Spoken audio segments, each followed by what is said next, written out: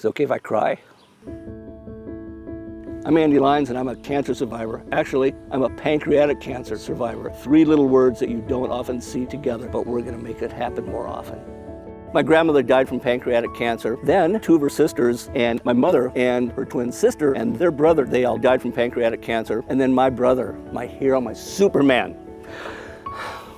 He lived in Hong Kong, halfway around the world, and we were total workaholics. And just when we were gonna spend Thanksgiving together, he came to the States and he lost like 25 pounds. I mean, it was obvious what was happening. And when he finally went to get checked out, it was too late. And we met with an oncologist and she said, oh, you have maybe 9 weeks to live. It just happened so fast. That was really tough on me. And we had about another month together. And we were just saying how sad it was that we let all this time pass that we just didn't spend together because we were workaholics and that was more important. How stupid is that? And then my brother said, don't let this happen to you.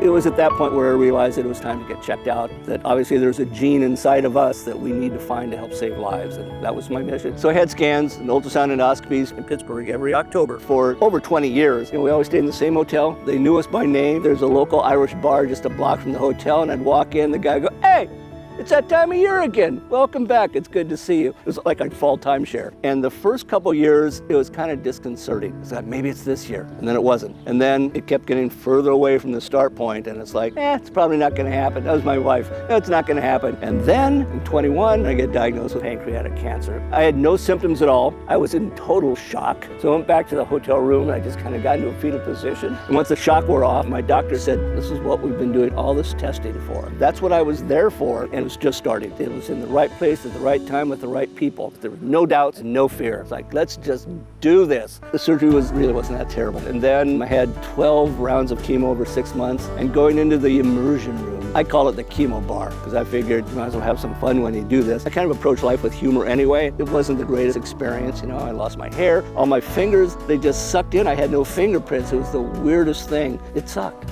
It sucked. But I knew it was saving my life. Would I want to do it again? Hell no, but I'm here to complain about it. I'm a 1.5 year graduate of chemo. I have a scan here every spring, and then in October, I go back to Pittsburgh and have another ultrasound endoscopy with Dr. Lifesaver, as I call him. I think I was given a mission to help end this horrible disease, and I don't take it lightly. I do public speaking a lot. I wear shirts like this, and people ask me about it, and I tell them my whole story, and people all over say, thank you for this. This helps me so much. You're such an inspiration. I'm Andy Lyons. I'm an inspiration?